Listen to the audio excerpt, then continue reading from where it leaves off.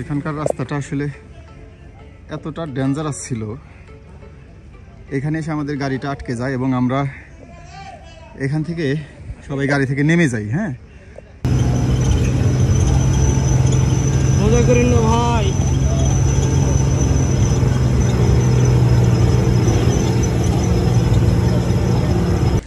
আমরা কিন্তু এই একের পর এক রাস্তায় আটকে যাচ্ছি। গতকালকে সারা রাত ধরে বৃষ্টি হয়েছে। আমি পাহাড়ি অনেক রাস্তায় গাড়িতে চলাচল করছি, লাদাখ, তারপরে সান্দাকফু, ফালুট, কিন্তু আজকে এই বগা লেক থেকে কেওক্রাডাঙ্গের যে রাস্তা, এটার মতো এত ভয়ঙ্কর রাস্তা আমি কোথাও পাই নাই।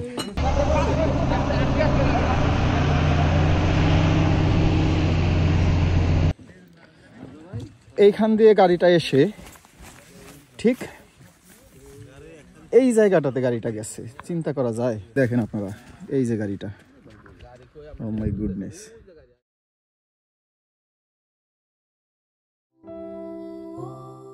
হ্যালো ভিউয়ার্স, আসসালামু আলাইকুম। বগা লেকের সেই সকালটি ছিল বৃষ্টি স্নাত একটি সকাল। আগের দিন সারা রাত ধরে বৃষ্টি হওয়ায় জানুয়ারি মাসের এই সকালটিকে মনে হচ্ছিল কোনো এক বর্ষাকালের বৃষ্টি ভেজা সকাল। বগা লেকের শান্ত পানির উপর দিয়ে কুয়াশাগুলো উড়ে বেড়ানোর দৃশ্যকে অদ্ভুত সুন্দর মনে হচ্ছিল। আমরা খুব ভোরে উঠে এসব দৃশ্য দারুণভাবে উপভোগ করছিলাম। শুক্রবার এবং শনিবার এই 2 দিন বাদে এলে বেশিরভাগ সময়ই বগা লেকের এরকম নিরিবিলি শান্ত পরিবেশ আপনারা দেখতে পারবেন। পাহাড়ের এত উপরে আশ্চর্য এই লেকের সামনে বসে মনটাও কেমন চনমনে আর প্রসন্ন হয়ে ওঠে। মন চায় ওই ব্যস্ত কোলাহলপূর্ণ কৃত্রিমতার খোলসে আবৃত ইটকাঠ পাথরের নগরে আর কখনোই যদি ফিরে না যাওয়া লাগত।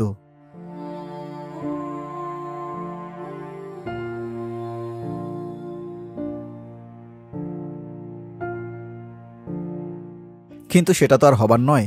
তাই কল্পনার খোলস থেকে বাস্তবে ফিরে এসে যেটুকু সময় হাতে পাওয়া যায় সেটুকু সময়ের মধ্যেই চলুন সকালের বগা লেকটা ঘুরে ফিরে দেখে নেওয়া যাক। সরকারি জরিপের তথ্য মতে এই বগা লেকের উচ্চতা সমুদ্রপৃষ্ঠ হতে 2700 ফিট। তবে এটি নিয়েও মতভেদ রয়েছে। প্রায় 15 একর জায়গা জুড়ে এই লেকটি বিস্তৃত, আর এর গভীরতা 115 ফুট। বাংলাদেশের সর্বোচ্চ উচ্চতা স্বাদুপানির হ্রদ এটি। ধারণা করা হয় এটি একটি মৃত আগ্নেয়গিরির জ্বালামুখ, যা বহু বছর আগে নিভে গিয়ে এই লেকের সৃষ্টি হয়েছে। তবে বগা লেক সৃষ্টির রহস্য নিয়ে রয়েছে অনেক অনেক প্রচলিত মিথ বা গল্পগাথা। স্থানীয়রা বিশ্বাস করেন এটি হচ্ছে ড্রাগন লেক। বহু বছর আগে এই লেকে একটি ড্রাগন বাস করত। সেই ড্রাগন স্থানীয়দের গবাদি পশু ধরে ধরে খেয়ে ফেলত। পরে গ্রামবাসীরা ড্রাগনটিকে হত্যা করে মাংস খেয়ে ফেলে। ওই ড্রাগনের অভিশাপের ফলে ভারী বর্ষণ হয় এবং পাহাড়ি এই গ্রামটি তলিয়ে যায়, যার থেকেই পরবর্তীতে এই লেকের সৃষ্টি হয়। স্থানীয় মুরং ভাষায় বগা শব্দের অর্থ হচ্ছে ড্রাগন। সেই থেকে তারা এটিকে বগা লেক বলেই জানে।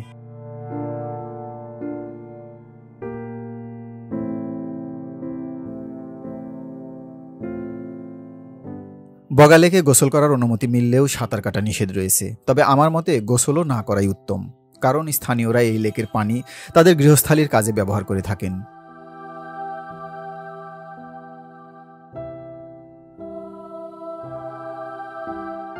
বগা লেকে এসে আপনি থাকার জন্য অনেক ক্যাটাগরি রুম পেয়ে যাবেন।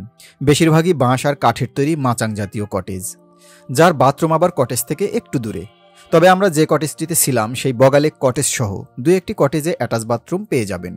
সেসব রুমে একসাথে 5-6 জন থাকতে পারবেন, যার ভাড়া প্রতি রুম সিজনে 3 থেকে 3,500 টাকা এবং অফ সিজনে বা শুক্রবার শনিবার বাদ দিয়ে এলে 2,000 থেকে 2,500 টাকায় পেয়ে যাবেন। এছাড়াও অন্য অনেক কটেজে জন প্রতি 100 টাকা থেকে শুরু করে 300 টাকা প্রতি রাত হিসেবে থাকতে পারবেন। বগা লেকের কোথাও কোথাও গ্রামীণ সিমের নেটওয়ার্ক কাজ করলেও ইন্টারনেটের ব্যবহার খুব একটা সুবিধার না। তবে রবি সিমের নেটওয়ার্ক বেশ ভালো কাজ করে। এখানে এখনও বিদ্যুৎ পৌঁছায়নি, ফলে সোলার পাওয়ার এবং জেনারেটরই একমাত্র ভরসা। সোলার পাওয়ার দিয়ে মোবাইল চার্জ করতে না পারলেও জেনারেটর পাওয়ার দিয়ে চার্জ করা সম্ভব, কিন্তু জেনারেটর সার্ভিস চালু থাকে শুধু সন্ধ্যার পর থেকে রাত 10টা পর্যন্ত। তাই বগা লেক বেড়াতে এলে অবশ্যই সাথে করে পাওয়ার ব্যাংক নিয়ে আসবেন।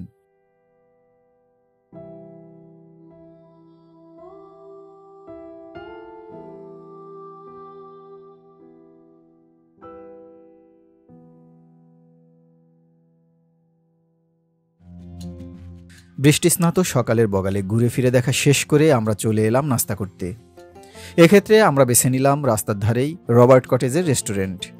আমাদের গাইড বলল এখানকার সকালবেলার খিচুড়ি নাকি অনেক মজা।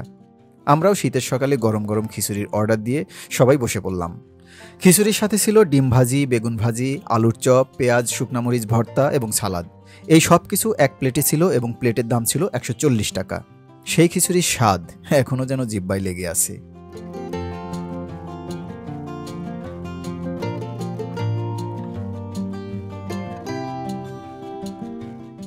সকালের খাওয়া শেষ করে আমরা বগালেকের পাশেই আরপি মামার চায়ের দোকানের লাল চা খেলাম সবাই মিলে। মামার নাম কি? আরপি মামা। আরপি মামা। ও আরপি মামা। বগালেক আরপি মামা, ঠিক আছে, দারুণ। আপনার আরপি মামা, আপনার এখানে কি কি পাওয়া যায়, কি কি খাওয়া যায়? চা আর কি? চা খাওয়া যায়, চা, কফি খাওয়া যায়, বাম্বু খাওয়া যায়, পেঁপে, কলা। তারপর পেঁপে গুলা কি এই পাহাড়ি পেঁপে গুলাই না? তারপর আরপি মামা, এই যে পেঁপে যে আছে, আপনারা যে পেঁপে বিক্রি করেন, এগুলা কি আপনাদের নিজেদের গাছেরই না? কোনো ইট দেওয়া হয় না, কেমিক্যাল টেমিক্যাল কোনো কিছু দেওয়া হয় না। খুব ভালো। আল্লাহ ঈশ্বরের বৃষ্টির কারণে আমাদেরকে ফলটা খুব কিন্তু টেস্ট। হ্যাঁ, অনেক মজা। আর কলাগুলাও কি এরকমই না? কোনো কেমিক্যাল কোনো কিছু দেওয়া? কোনো ভেজাল নেই, কোনো ভেজাল নাই। এটাই আর কি, ভেজাল নাই দেখে আমরা খাইতে আসি। এটা টেস্ট কিন্তু মানুষের উপকার করার, একটা খাইলে কিন্তু দিন 10টা খাওয়ার মতো। হ্যাঁ হ্যাঁ হ্যাঁ, ঠিক আছে। আর কি মামা, অসংখ্য ধন্যবাদ মামা। আপনাকে অসংখ্য ধন্যবাদ, ভালো থাকবেন। আবার আসবো। আবার আসবো। হ্যাঁ, আবার আসবো, আমাদের এক দেশের মানুষ। অবশ্যই অবশ্যই। চা খাওয়া শেষ করে আমরা বগালেক আর্মি ক্যাম্পের সামনে থেকে কেওক্রাডাঙ্গের উদ্দেশ্যে আমাদের গাড়িতে উঠে বসলাম। আগের রাতে বৃষ্টি হওয়ায় বগালেক থেকে কেওক্রাডাং যাওয়ার রাস্তাটি কিছু কিছু জায়গায় ভয়ঙ্কর রকমের খারাপ হয়ে পড়ে, ফলে আমাদের পারমিশন পেতে বেশ সময় লেগে যায়। শেষ পর্যন্ত পারমিশন পেয়ে যখন রওনা হই, তখন বৃষ্টি না থাকলেও রাস্তার অবস্থা ছিল ভয়াবহ।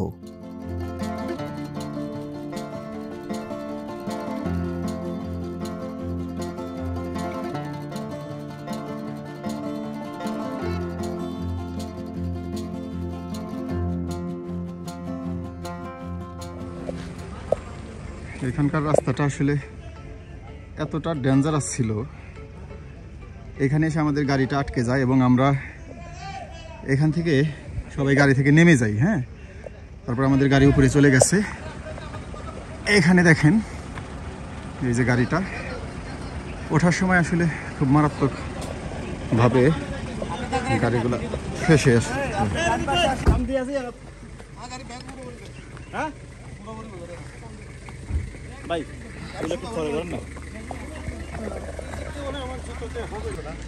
আমরা কিন্তু এই একের পর এক রাস্তায় আটকে যাচ্ছি।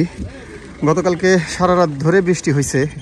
এখন এখানে যে রাস্তাটা আছে বগালেক থেকে কেওক্রাডাঙ্গের পথে, সেই রাস্তাটার অবস্থা এতটা খারাপ, আমরা এই নিয়ে দুইটা জায়গায় আমাদের গাড়ি আটকে গেল।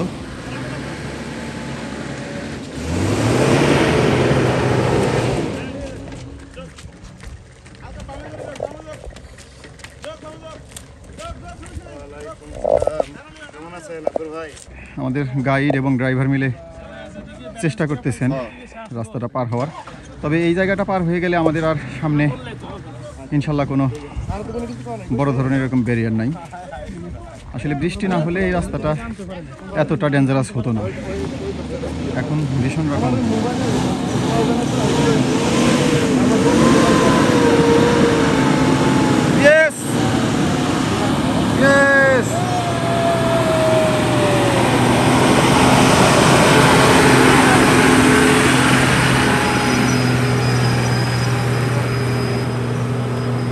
যাক, শেষ পর্যন্ত আমরা পার হতে পেরেছি আল্লাহর রহমতে।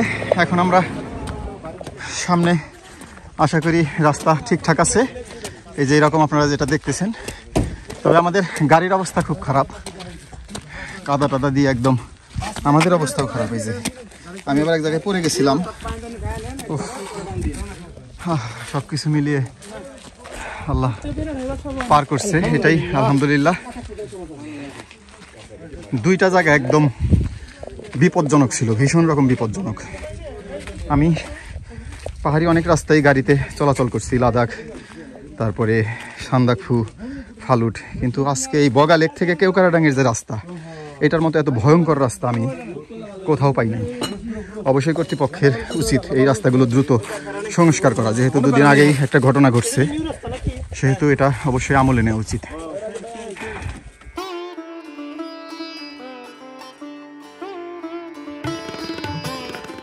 দুঃস্বপ্নের মতো ভয়ঙ্কর সেই রাস্তাটুকু পার হয়ে আমরা এবার পিচডালা মসৃণ আঁকাবাঁকা পাহাড়ি পথ ধরে কেওক্রাডাঙের দিকে এগিয়ে চললাম।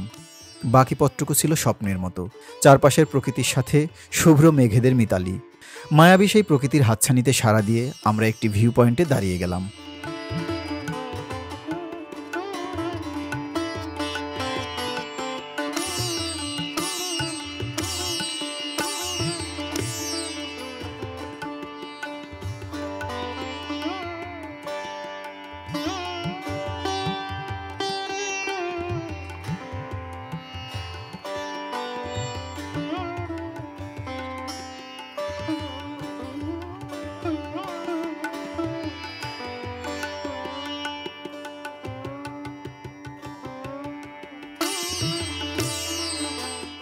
সদ্যনির্মিত বগালেক থেকে কেওক্রাডাঙের এই রাস্তাটি অল্প কিছুদিন আগেই ট্যুরিস্টদের জন্য খুলে দেওয়া হয়েছে।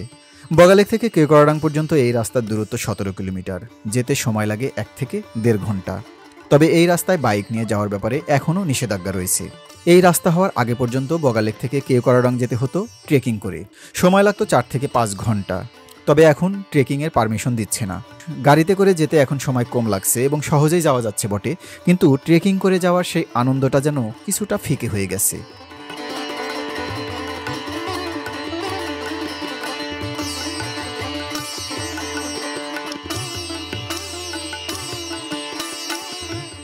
এই রাস্তাতেই পড়বে দার্জিলিং পাড়া। আমরাও দার্জিলিং পাড়ায় কিছুটা যাত্রা বিরতি দিলাম চা পান করার জন্য।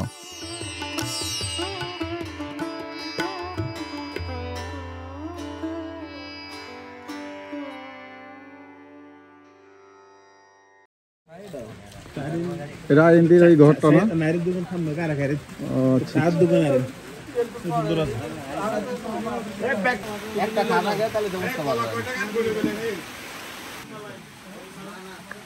দার্জিলিং পাড়ায় আছে আমরা আইরিন হোটেল। আইরিন হোটেল চায়ের দোকান, এখানে কফি, ক্যালসিয়াম, কলা, বিস্কিট সব পাওয়া যায়। আবার আরেকটা আইরিন আছে, এটা ব্যাম্বু চিকেনের আইরিন, এটা আরো সামনে একটু সামনে। আচ্ছা, এটা হচ্ছে চা আইরিন। এটা হলো চা কফি বিক্রি করে। আচ্ছা আচ্ছা, বুঝতে পারছি।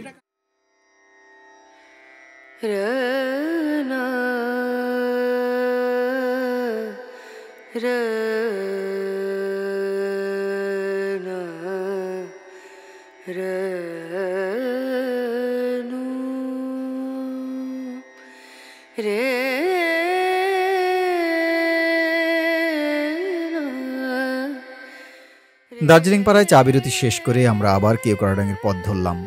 সামান্য দূরে গেলেই দেখা মিলবে কেওক্রাডাঙের চূড়া।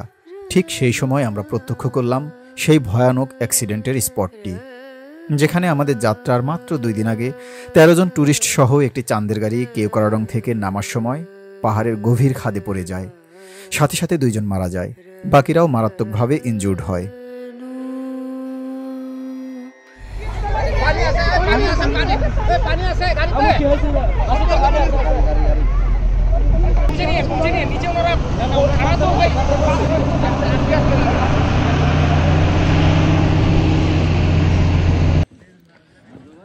এইখান দিয়ে গাড়িটা এসে ঠিক এই জায়গাটাতে গাড়িটা গেছে, চিন্তা করা যায়। দেখেন আপনারা এই যে গাড়িটা, ও মাই গুডনেস, এইখানে গাড়িটা ক্র্যাশ করছে, এইখান দিয়ে একদম চলে গেছে।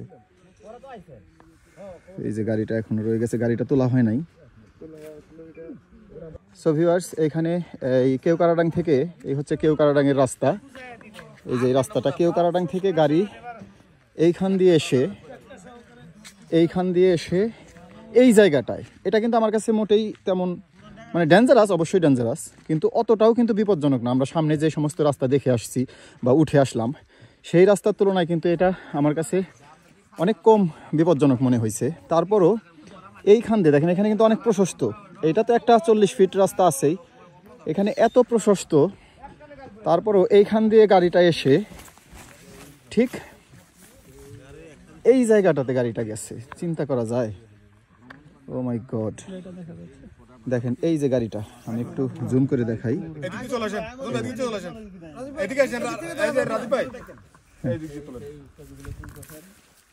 দেখেন আপনারা এই যে গাড়িটা, ও মাই গুডনেস, এই গাড়িটা কিভাবে এইখান থেকে, মানে এটা এত প্রশস্ত রাস্তা, আমরা যে সমস্ত রাস্তা পার করে আসছি তার চাইতে কিন্তু এটা কম বিপজ্জনক, ঠিক আছে। ওই দার্জিলিং কারাডাঙ্গের আপনারা যে দেখতে পাচ্ছেন লালাবমের বিল্ডিংটা, এই যে এইটা, এইখান থেকে গাড়িটা জাস্ট এসে এত সুন্দর রাস্তা গাড়ি এইখানে ক্র্যাশ করছে, এইখানে ক্র্যাশ করছে, এটা আনবিলিভেবল। এইখান দিয়ে যাওয়ার পরে, এবং আপনারা জানেন যে ব্যাপারটা খুবই দুঃখজনক, 2 জন মারা গেছেন, এর ভিতরে একজন ছিলেন ঢাকা ইউনিভার্সিটির এক স্টুডেন্ট। যারা মারা গেছেন তাদের আত্মার অবশ্যই মাগফিরাত কামনা করছি, এবং বাকি যারা ইনজুর্ড তারাও দ্রুত সুস্থ হোক। এবং আমরা যারাই এখানে ঘুরতে আসি না কেন অবশ্যই সাবধান থাকবো, সতর্ক থাকবো। এই রাস্তাটা চলে গেছে বগালেকের দিকে।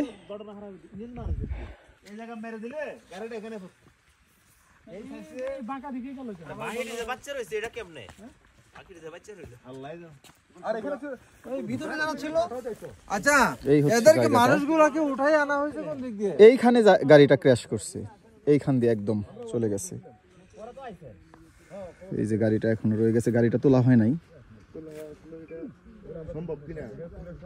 এটা অবশ্যই কয়েকটা পোল্টি খাইছে এই গাড়িটা, দুসরে মুসরে গেছে আর কি, হ্যাঁ এরকম। কিন্তু আমার কাছে অবাক লাগতেছে এই জায়গাটাতে,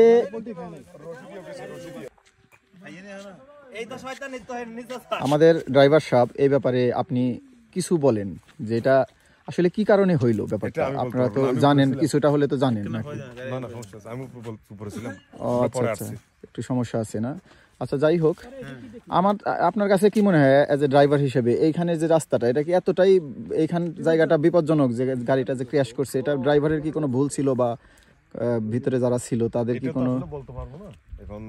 আসলে এটা ব্রেক ফিল করছে, এটার জন্য হবে। আপনারা দেখছেন এই রাস্তাটা দুইটা গাড়ি ওভারটেকিং করতে পারবে, দুইটা থেকে তিনটায় ওভারটেকিং করতে পারবে। হ্যাঁ, এখানে গাড়ি আসলে ব্রেক ফিল হলে এটা অন্য কথা, এখানে গাড়ি অ্যাক্সিডেন্টের কোনো কথা না। এখানে মেরে দিতে পারতো চাইলে, এই পাশে মেরে দিতে পারতো, এখানে মেরে দিলে গাড়িটা এখানে পড়তো। আবার দেখেন এখানে কিন্তু মানে উপরে অনেকখানি কিন্তু ব্যারিকেডও আছে, ঠিক আছে। উনি মানে ওইখান থেকে জুড়ে আসছে, হয়তো বা গিয়ার ছুটে গেছে। আচ্ছা, গিয়ার ছুটে যায় অনেক সময় পাহাড়ে, ব্রেক ফিল হতে পারে। আমার মনে হয় ননি চাইছিল বালুর টালটা মেরে দিতে, আচ্ছা, মারতে না পারে গাড়িটা এদিকে চলে গেছে। কিন্তু এই পাশে মারলে কিন্তু গাড়িটা থেকে যেত, রাস্তা থেকে যেত। হ্যাঁ, ওইখানে ওই যে যদি ইয়ের সাথে লাগাই দিত সাইডে, অথবা সোজা ওই জায়গাটাতে তো গাড়িটা মোট কথা, এখানে আপনারা যারাই আসবেন ভালো করে ড্রাইভারকে যাচাই করে নিতে হবে। আমরা যে সমস্ত জায়গা পার হয়ে আসলাম ওইখানে হইলে মেনে নেওয়া যেত, কিন্তু এই জায়গায় এটা একেবারে মেনে নেওয়ার মতো না। সেটাই, আস্তে করে নেমে আসবে সুন্দর করে, তাই না? তারপর তো অ্যাক্সিডেন্টই, আসলে এটা আসলে বলা যায় না, এবং বলা ঠিকও হবে না এখন।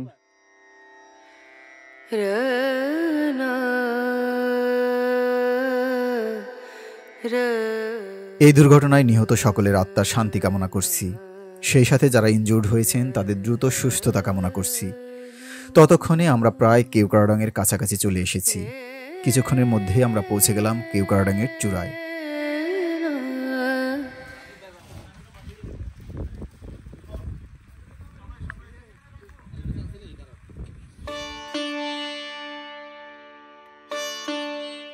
কেওক্রাডাং পৌঁছে আর্মি চেকপোস্টে প্রয়োজনীয় নামধামে এন্ট্রি করে আমরা ঢুকে পড়লাম লালাবমের রেস্টুরেন্টে। ততক্ষণে ঘড়িতে 2:30 বেজে গেছে, ক্ষুধাটাও বেশ জমিয়ে উঠেছিল। আর এই কেওক্রাডাঙের চূড়ায় রেস্টুরেন্ট বলতে এই একটাই লালাবমের রেস্টুরেন্ট।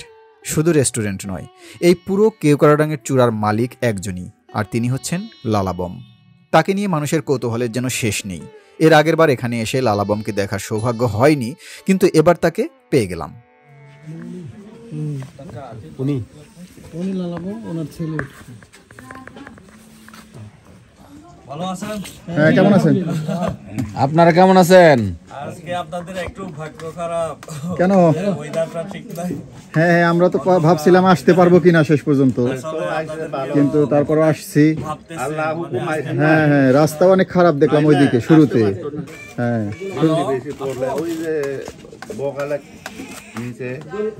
বগালেক থেকে ওঠার পরে রাস্তা অনেক খারাপ ছিল, আমরা 2 জায়গায় নামছি গাড়ি থেকে। আচ্ছা আচ্ছা আচ্ছা ঠিক আছে। ঠিক আছে। দেরি না করে সবাই মিলে বসে পড়লাম খাবারের টেবিলে। খাবারের মেনুতে ছিল ডিম, আলু ভর্তা, ডাল, সবজি এবং সাদা ভাত। পেটে ক্ষুধা ছিল বলেই কিনা জানি না, খাবারের স্বাদ ছিল অসাধারণ। আর দামটাও ছিল বেশ সাশ্রয়ী, মাত্র 190 টাকা জনপ্রতি।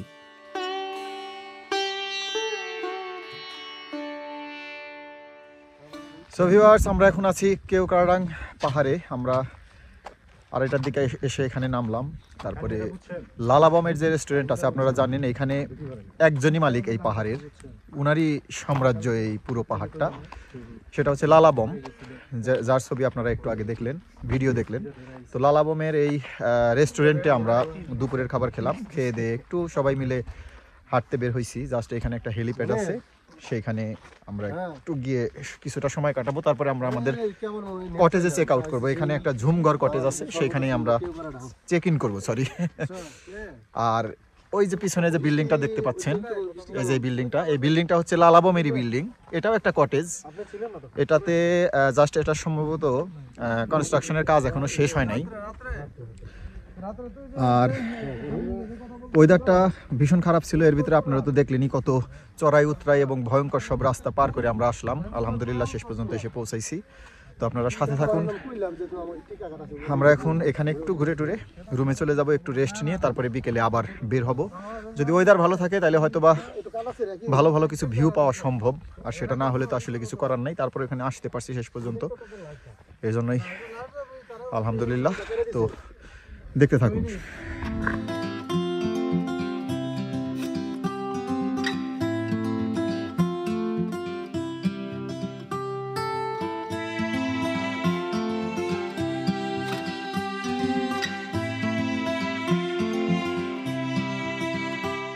খাওয়া শেষ করে অল্প সময়ের জন্য একটু পাহাড় দর্শন করে আবার চলে গেলাম আমাদের কটেজে চেক ইন করতে।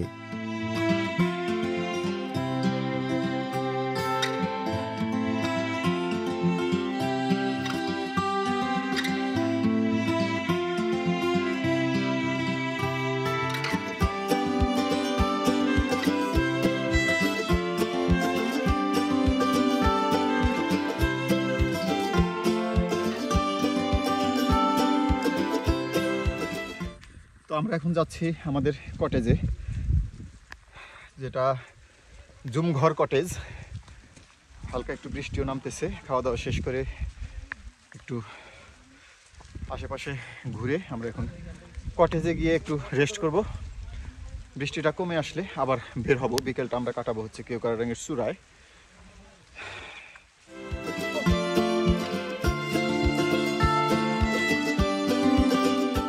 আমরা যে কটেজটিতে ছিলাম তার নাম ছিল ঝুমঘর কটেজ। এটির মালিকও ছিল লালাবম। এই কটেজের 4টি রুমে আমরা মোট 13 জন ছিলাম। ভাড়া পড়েছিল মাথাপিছু 300 টাকা করে। ঢাকা থেকেই গাইডের মাধ্যমে আমি এই কটেজ বুকিং করে রেখেছিলাম।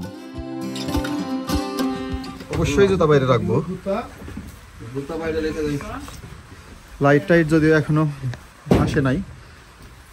একটা রুম, একটা রুম, এই যে একটা রুম, ছোট রুম। আর এই হচ্ছে রুমের জানলা দিয়ে ভিউ অফ ইনফিনিটি।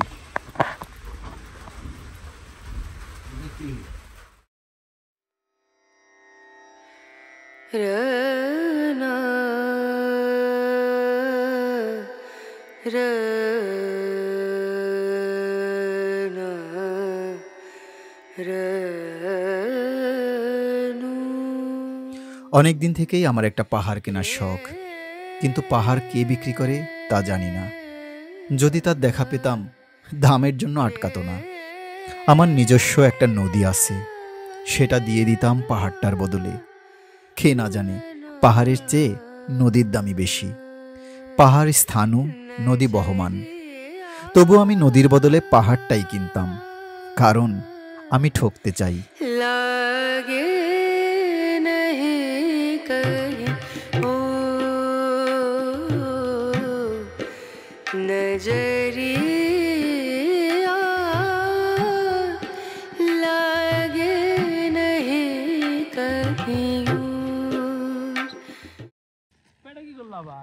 কেওক্রাডং পাহাড়ের একদম চূড়ায় দাঁড়িয়ে আছে কংক্রিটের তৈরি লালাবমের একমাত্র কটেজ। এই কটেজটি নিয়ে রয়েছে ভালো মন্দ নানা রকম আলোচনা সমালোচনা, রয়েছে ট্যুরিস্টদের নানা রকম আগ্রহ। চলুন দেখে নিই এই কটেজটির ভিতরে কি কি আছে।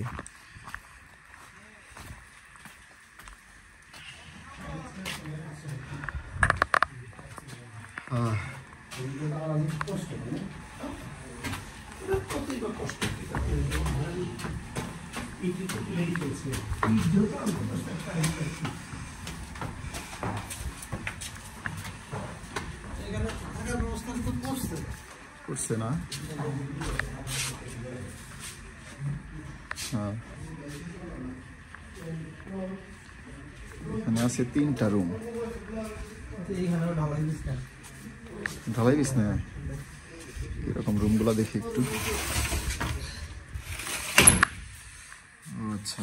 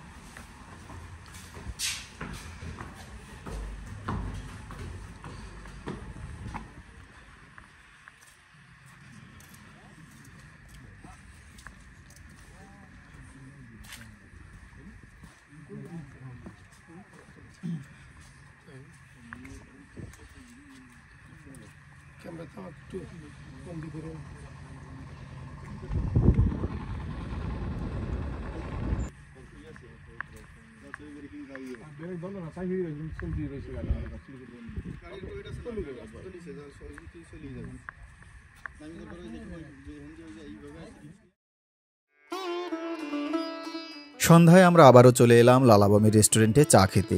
ততক্ষণে জেনারেটরের বিদ্যুৎ চলে এসেছে, থাকবে রাত 11টা অবধি। আমরা তাই যার যার মোবাইল চার্জ করার জন্য ভিড় জমালাম রেস্টুরেন্টের ভিতরেই চার্জিং স্টেশনের সামনে। চা আর রাতের খাবার শেষ করে আমাদের আড্ডা চলল বেশ রাত অবধি। আর আমাদের সেই আড্ডার একমাত্র মনোযোগী শ্রোতা ছিল এই শান্তশিষ্ট বিড়ালটি।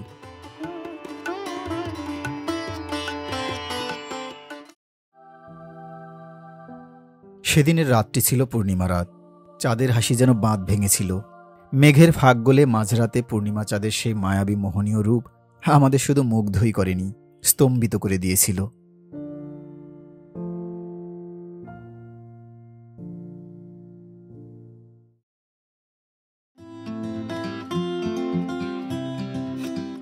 পরদিন সকালটি ছিল ভীষণ রোদ ঝলমলে একটি সকাল। ঘুম থেকে উঠে আমরা প্রস্তুতি নিচ্ছিলাম বান্দরবান ফিরে যাওয়ার। ব্যাগপত্র নিয়ে আমরা আমাদের কটেজের রুম চেক আউট করে বেরিয়ে পড়লাম। লালাবমের রেস্টুরেন্টের সামনে গিয়ে দেখলাম লালাবম রেস্টুরেন্টের সামনে রোদ পোহাচ্ছেন আর হাসছেন।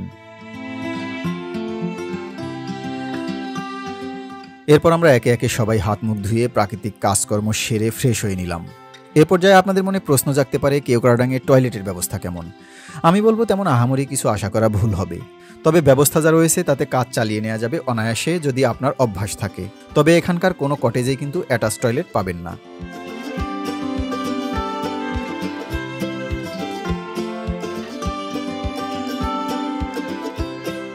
প্রাকৃতিক কাজকর্ম সেরে ফ্রেশ ট্রেশ হয়ে আমরা চাঁদের গাড়িতে উঠে বসলাম বান্দরবানের উদ্দেশ্যে। আমরা সিদ্ধান্ত নিয়েছিলাম সকালের নাস্তা আমরা লালাবমের রেস্টুরেন্টে না করে যাওয়ার পথে দার্জিলিং পাড়ায় থেমে আইরিন বমের রেস্টুরেন্টে নাস্তা করে নেব। যেতে যেতে আরও একবার দেখে নিলাম কেওক্রাডাঙের চূড়াকে। সংক্ষিপ্ত এই ভ্রমণের অসংখ্য স্মৃতি হয়তো রয়ে যাবে স্মৃতির মণিকোঠায়। যেতে যেতে মনে হচ্ছিল এরকম আরও একটি দল 2 দিন আগেও এরকম কিছু সুখ স্মৃতি নিয়ে কেওক্রাডাং ছেড়েছিল। কিন্তু ভাগ্যের নির্মম পরিহাস, কিছু দূর যেতেই সড়ক দুর্ঘটনায় তাদের ভিতর থেকে 2টি প্রাণ আজ শুধুই স্মৃতি হয়ে গেছে। এসব কিছু মনের ভিতর ভীষণ উথাল পাথাল করে চলছিল। বিষণ্ণ মন নিয়ে কিছু দূর যেতেই আমাদের ড্রাইভার দার্জিলিং পাড়ায় আইরিন বমের রেস্টুরেন্টের সামনে গাড়ি থামিয়ে দিল। আমরাও নেমে পড়লাম সকালের নাস্তা করার জন্য।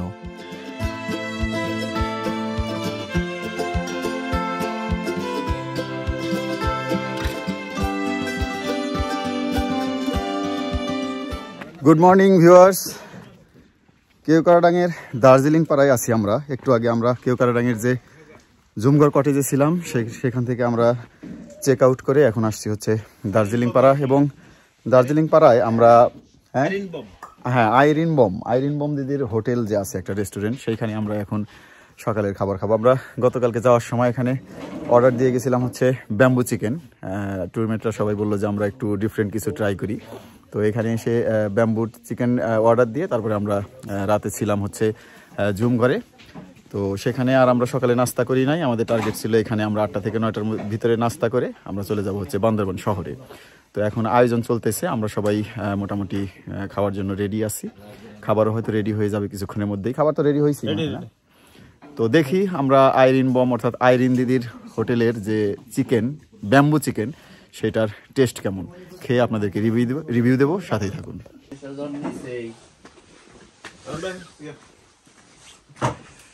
তো এই আমরা দেখতে পাচ্ছি এখানে ব্যাম্বু চিকেন পোড়ানো হচ্ছে।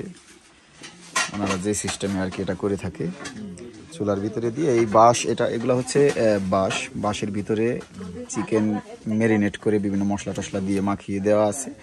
উপরে মুখটা, এটা কি কলার পাতা না? কলার পাতা দিয়ে মুখটা বন্ধ করা আছে। জাস্ট এটা ওনারা বুঝতে পারবে যে কখন হয়ে যাবে, হয়ে গেলে আমরা এটা গরম গরম খেয়ে ফেলতে পারবো। ঠিক আছে,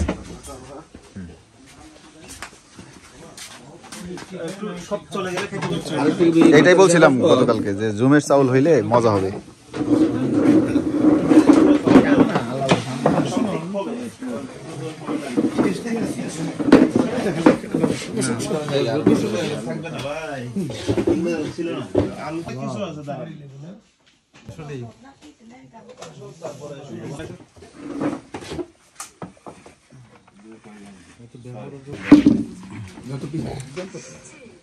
আরিন্দিদের হোটেল আজকে উদ্বোধন হয়েছে, আজকে হচ্ছে 26 তারিখ মনে হয়। কি বলে চিকেন ব্যাম্বু না? Bamboo chicken. এই বনের ভিতরে শোনেন, আমি বলি, এই বনের ভিতরে এমন কিছু বাঁশ আছে, ওই বাঁশগুলার ভিতরে চিকেন থাকে, বুঝছেন? কাইটে আনার পরে ব্যাম্বু চিকেন, হ্যাঁ, এই যে বাঁশের ভিতর থেকে চিকেন বের হচ্ছে। আবেগের মধ্যে ব্যাম্বু চিকেন খাইতে গিয়া পরে অনেক সুস্বাদু বাঁশের মধ্যে রান্ধে, বাঁশ খাইতে চাইছে পরে তো না, আর বাঁশ দেওয়া যেত না, বাঁশ নাই না, আবার এনে বাঁশের লেগে চলে আসছে।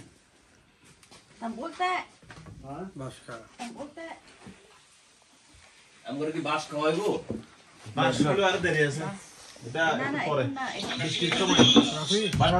বাঁশকুড়োল এখন সিজন না, না দিদি? এই আমাদের আরেকটা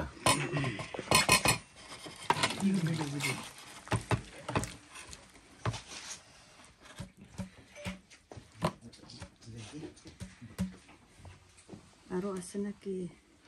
ফাটায় ফেলাই দেন।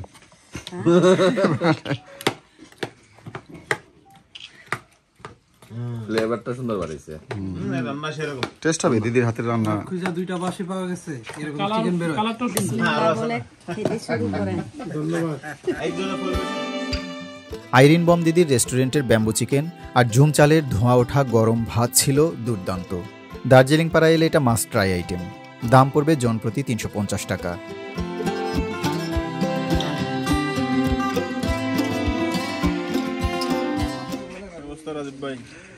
অবস্থা খুব ভালো, আজকে রোদ ঝলমলে দিন, খুব সুন্দর, সবাই খুব চার্মিং মুডে আছি। এখন আমরা এখানে চা খাবো।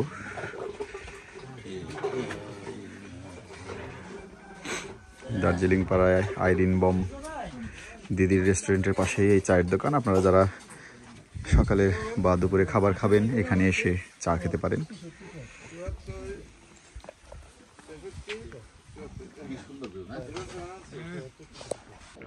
সো ভিউয়ার্স, আমরা এইমাত্র সকালের নাস্তা শেষ করলাম, আর ইনি হচ্ছেন আমাদের গাইড, অর্থাৎ আমরা যে এই কেওক্রাডাং ট্যুরে আসি, আমাদের সাথে গাইড আলমগীর ভাই, ওনার নাম আলমগীর ভাই যোগ হয়েছেন রুমা বাজার থেকে, যেটা আপনারা দেখছেন। তো আলমগীর ভাইয়ের কাছে আমি কিছু প্রশ্ন করি, যে প্রশ্নগুলো হয়তো বা ট্যুরিস্ট হিসেবে আপনাদেরও থাকতে পারে। তো আমরা আজকে আলমগীর ভাইয়ের কাছ থেকে বিষয়গুলো জেনে নেব। আলমগীর ভাই, আপনি তো এখানকার গাইড হিসেবে দায়িত্ব পালন করতেছেন, হ্যাঁ? তো এখন আমাকে বলেন যে এই যে নতুন রাস্তা হয়েছে, আগে তো আসতো মানুষ হেঁটে আসতো, এখন কি হেঁটে আসা বন্ধ? পারমিশন দিচ্ছে না এরকম? হেঁটে আসতে আরেকটু সময় লাগবে। আরেকটু সময় লাগবে। আচ্ছা, এই বগালেক থেকে যে কেওক্রাডাং পর্যন্ত গাড়ি দিয়ে আসবে, যে নতুন রাস্তাটা হয়েছে, এই রাস্তাটা কেমন মনে করেন আপনি? এটা কি মানে রিল্যাক্সে আসা যায় না কি অনেক ডেঞ্জারাস, মানে ভয়ের কোনো কারণ আছে কিনা, এই ব্যাপারগুলো না, যদি বইয়ের একটু কোনো কারণ না, এটা তো অনেক বড় রাস্তা, আপনার একসাথে 3টা গাড়ি চলতে পারবে। আচ্ছা ড্রাইভার যদি একটু সতর্কভাবে গাড়ি চালায় এই রাস্তায় অ্যাক্সিডেন্ট হওয়ার কোনো প্রশ্নই আসে না। হ্যাঁ আমরাও দেখলাম রাস্তা কিন্তু একসাথে 3টে সুন্দর। গাড়ি চলতে পারবে। শুরুতে সুন্দর রাস্তা, বগল লেকের পরে একটু রাস্তা একটু ক্রিটিক্যাল আছে, এগুলো এরও রাস্তা করে ফেলবে। এই যে আজকে রিসিভির গাড়ি চলবে, এরা ফেলোটার দিয়ে কেটে লেভেল করে ফেলবে এগুলো। আচ্ছা এখন ঢাকা থেকে যদি কেউ আসে তাদের কি মাস্ট গাইড নিতেই হবে? জি, গাইড বাদ দিতে হবে। আচ্ছা কয়জনের জন্য কয়টা গাইড লাগে? 15 জন একজন। 15 জনে একজন, যদি 16 জন হয়? 16 জন হলো একজন নেওয়া যাবে, গাড়িতে তো জায়গা হবে না। ও আচ্ছা, সেই ক্ষেত্রে 16 জন হলে সবচেয়ে ভালো হয় এক গাড়িতে 12 থেকে 13 জন নেবো। এক গাড়িতে আমরাও দেখলাম যে 12-13 জন হলে, হ্যাঁ 12-13 জন হলে একটু বসা যায়। আমার মনে হয় না 14 জন হলে ওইভাবে বসা যাবে। বসা যায় না, 13 জন থেকে 12 জন হলে সবচেয়ে। কিন্তু গাইডের লিমিটেশনটা হচ্ছে 15 জনে একজন। যদি 17, 18, 20, 22 হয় তাহলে 2 জন নিতে হবে, 2টা গাড়ি নিতে হবে। আচ্ছা এটা একটা ব্যাপার গেল। এখন গাইডের ব্যাপারটা কিভাবে সবাই এটা সিলেক্ট করবে? এটা কি এখানে আসার পরে নিতে হবে রুমা বাজার থেকে, নাকি আগে থেকে বুকিং টুকিং করে রাখা যায়? আমাদের সিস্টেম হচ্ছে যদি আপনার কোনো পছন্দের গাইডটাকে একদিন আগে বুকিং করতে হবে। আর যদি বুকিং না করেন, সিরিয়ালে গাইড আছে, আমরা 72 জন গাইড আছে, সিরিয়ালে যে যখন যাকে পায় যে পড়বে তাকে নিয়ে আসতে হবে। আচ্ছা আর যদি আপনি বুকিং করে ফেলেন, একদিন আগে বুকিং করে ফেলতে হবে, একদিন আগে বুকিং তাহলে করতে আপনি হবে। নিয়ে আসতে পারবেন না। গাইড তো রুমা বাজার থেকেই টুরিস্টদের সাথে অ্যাড হবে, তাই না? আচ্ছা এখানে এই গাইডের চার্জ কেমন দিতে হয়? আমাদের এখানে এই বগাল লেক পর্যন্ত এক নাইট থেকে চলে গেলে 1400 টাকা, কিয়করডং এক নাইট থেকে চলে গেলে 2000 টাকা, আর এই কিয়করডং বগাল লেক এক রাত 2 রাত থাকলে 2 রাত 3 দিনের বেতন হয় 2600 টাকা। 2600 টাকা হচ্ছে এইভাবে আর কি, ধাপে ধাপে। টাকা খাওয়া আপনাদের দিতে হবে। আচ্ছা থাকা খাওয়া টুরিস্টদের না? আচ্ছা আর একটা ব্যাপার হচ্ছে এইখানে যে বগা লেকের কটেজ, তারপরে কেওকারাডাঙ্গের কটেজ, এই ব্যাপারগুলো মানে গাইড তো নিজেই গাইডের সাথে যোগাযোগ করে বুকিং করে দেওয়া যাবে। এখানে এসেও তো মনে হয় বুকিং বললে আমরা বুক করে দেব। আচ্ছা তো আর ব্যাপার হচ্ছে যে এখানে কেওকারাডাঙ্গে তারপরে বগা লেকে যে থাকার যে ব্যাপারগুলো, এগুলার কস্ট কেমন পড়ে, খরচ কেমন হয়? বগা লেকে যেগুলো আদিবাসীদের হোটেল আছে মাসাঙ্গর, ওগুলো হচ্ছে জনপ্রতি 300 টাকা করে। আরেক যেগুলো সেনাবাহিনীর আছে কিছু অ্যাটাচ বাথরুম যেগুলো আছে, এগুলো হচ্ছে এক রুম 250 টাকা, 2500 টাকা। আচ্ছা নর্মাল গুলো 2000, এর উপরে যেটা আছে ফ্যামিলি 2 জন থাকতে পারবে 4500 টাকা। আর পাহাড়ের দিকে কিছু ভালো ভালো কটেজ আছে 1700, 1500। আচ্ছা তো দরদাম করে নিতে হবে। আর্মিদের যে কটেজের কথা বললেন, যেটা 2500 টাকা অ্যাটাচ বাথরুম সহ, ওই বাথরুম সরি ওই কটেজগুলোতে কয়জন থাকা যায় এক রুমে? এটা আসলে ভালো মতো থাকতে ওরা পারমিশন দেয় কয়জনকে সর্বোচ্চ থাকার জন্য? ওখানে অনেক ছাত্ররা আসে, 8-9 জন থেকে যায়। 8-9 জন থেকে যায়, তো 5-6 জনের বেশি থাকা যায়, 6 জনের বেশি ছোট থাকা জায়গা। আচ্ছা আর খাবার দাবারের ব্যাপারে একটু যদি ধারণা দিতেন, এখানে খেতে প্রতি সন্ধ্যায় কেমন খরচ হয় জন প্রতি? খাবার হচ্ছে বগাল লেকে যদি আপনি দেশি মুরগি, পাকিস্তান দেশি মুরগি, গরুর মাংস এটা দিয়ে খান 350 টাকা, সাথে থাকবে আলু ভর্তা, ডাল, সবজি, ভাত যত খাইতে পারেন। পাকিস্তান দিয়ে যদি খান তাহলে 300 টাকা প্যাকেজ সব থাকবে। ব্রয়লার দিয়ে যদি খান 220 টাকা, ওখানে আলু ভর্তা, সবজি, ডাল, ভাত সব থাকবে। ডিম দিয়ে খেলে 190 টাকা। আচ্ছা সব থাকবে। সকালে খিচুড়ি খেলে 140 টাকা করে। আচ্ছা বুঝতে পারছি। এবার আসি আমরা একটু এই চাঁদের গাড়ির প্রসঙ্গে। আমরা বান্দরবান নেমে যখন ওইখান থেকে চাঁদের গাড়ি নিয়ে আসবো, এটার তো কয়েকটা পার্ট আছে। অনেকেই বান্দরবান থেকে বগা লেক পর্যন্ত এসে আবার ব্যাক করে বান্দরবানে, অনেকে বান্দরবান থেকে সোজা কেওকারাডাং চলে আসে, অনেকে বান্দরবান থেকে বগা লেক এসে এক রাত থাকে, কেওকারাডাং এসে এক রাত থাকে, তারপরে বান্দরবান চলে যায়, যেটা আমরা করছি। তো এই বান্দরবান থেকে বগা লেক এসে এক রাত থাকা, তারপরে কেওকারাডাং এসে এক রাত থাকা, তারপরে বান্দরবানে ব্যাক করা, এইটার গাড়ি ভাড়া কত? আমাদের এখন বান্দরবান শহর থেকে যদি আপনি কেওকারাডাং এক নাইট থাকেন তাহলে 16,000 টাকা গাড়ি ভাড়া। বান্দরবান শহর থেকে কেওকারাডাং এসে এক রাত থেকে ফেরত গেলে 16,000 টাকা। আচ্ছা আর 2 নাইট থাকলে 18,000 টাকা। বান্দরবানে যদি 2 নাইট থাকে, সরি কেওকারাডাং, ও বগা লেকে এক নাইট, কেওকারাডাং যেটা আমরা করছি, যেখানে 2 নাইট থাকলে 18,000 টাকা। আচ্ছা 2 নাইট থাকলে 18,000 টাকা। 18,000 টাকা। আচ্ছা আর শুধু বগা লেক থেকে যদি ফেরত যায়, তারপর রুমা বাজার থেকে যদি নেন তাহলে আপনার এক নাইট নেবে 10,500 টাকা। আচ্ছা মানে রুমা থেকে কেওকারাডাং আবার রুমা বাজার। ও আচ্ছা। আবার যদি 2 নাইট থাকেন 11,500 টাকা। আচ্ছা আচ্ছা এই ভাড়াগুলো কি ফিক্সড? এটা কি মানে এখান থেকে মালিক সমিতি থেকে একদম ফিক্সড করা? আচ্ছা ঠিক আছে আলমগীর ভাই, অসংখ্য ধন্যবাদ। আমার মনে হয় আমরা যে প্রশ্নগুলো করছি এবং উত্তর পেলাম, আমার মনে হয় ট্যুরিস্টদের অনেক প্রশ্নেরই উত্তর তারা খুঁজে পাবেন। আর আপনারা অবশ্যই আসবেন সবাই, ঠিক আছে? এইখানে আসলে তেমন ওই রকম ভয়ের বা ওই রকম শঙ্কার কিছু নেই।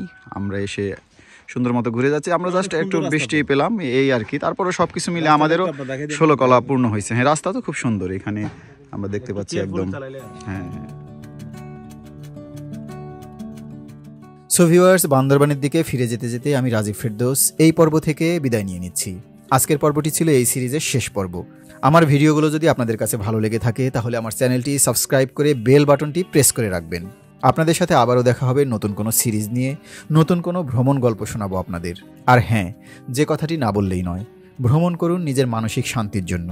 মনে রাখবেন, টাকা আপনাকে ধনী করবে বাইরের দিক থেকে, কিন্তু ভ্রমণ আপনাকে ধনী করে তুলবে মনের দিক থেকে।